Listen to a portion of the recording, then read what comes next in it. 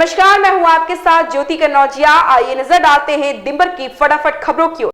National crime record bureau की report के मुताबिक 2022 में साइबर क्राइम की वजहों में यौन शोषण के सर्वाधिक 787 मामले महाराष्ट्र में हुए, जबकि 542 मामले यूपी में हुए।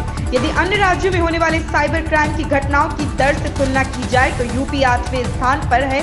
यूपी में 2020 में साइबर क्राइम के 11,097 और वर्ष 2021 में 8,829 और 2022 में 10,117 मामले दर्ज किए गए। अयोध्या में 22 जनवरी को होने वाले प्राण प्रतिष्ठा कार्यक्रम को ध्यान में रखते हुए राम मंदिर के प्रथम तल को पूरी तेजी से तैयार किया जा रहा।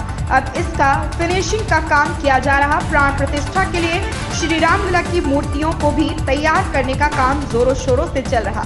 मंदिर के गर्भगृह में रामलला की प्रतिमा स्थापित की जाएगी। श्री राम जन्मभूमि तीर्थ क्षेत्र ट्रस्ट ने शुक्रवार को मंदिर निर्माण की वर्तमान स्थिति को दर्शाने वाली तस्वीरें सोशल मीडिया पर शेयर की है। जेल में बंद सपा नेता आजम खान, डॉक्टर तस्दीन फातिमा और अब्दुल्ला आजम ने अब 25 और मामले में अपने अधिवक्ता के माध्यम से जमानत को तोड़वाने का प्रार्थना पत्र दिया।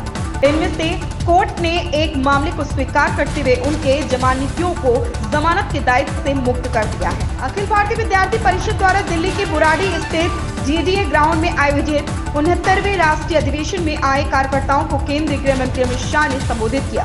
उन्होंने कहा कि छात्र शक्ति का नारा सुनकर मैं 30 साल पीछे के जीवन में लौट गया। एबीवीपी चरित्र निर्माण कर रहा है। मेरे छात्र राजनीतिक जीवन की शुरुआत पंडाल के सबसे पीछे बैठकर हुई। मैं आज गर्व की अनुभूति कर रहा हूँ। केजरीवाल सरकार की फरिश्ते योजना का मामला सुप्रीम कोर्ट तक पहुँच गया है। केजरीवाल सरकार फरिश्ते योजना में रोड एक्सीडेंट पीड़ितों का इलाज फ्री करवाती थी। स्वास्थ्य सचिव दीपक कुमार ने 1 साल से इस योजना को बंद किया। दिल्ली सरकार ने सुप्रीम कोर्ट से गुहार लगाई कि जनहित योजना को फिर से शुरू करवाया जाए। गुरुग्राम के खेड़की दौला थाना क्षेत्र में पुराने थाने के पास स्थित SBI ATM से बदमाशों ने पहले चोरी की और फिर उसमें आग लगाकर फरार हो गए। यह वारदात शुक्रवार सुबह 6 बजे की है।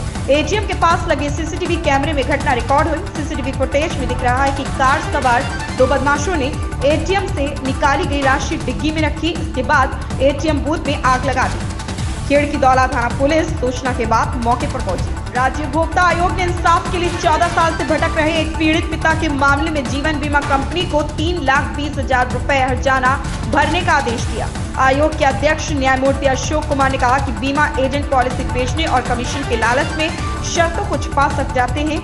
उन्होंने बीमा कंपनी को शर्त हिंदी में भी देने और बड़े अक्षरों में लिखने का आदेश भी दिया है।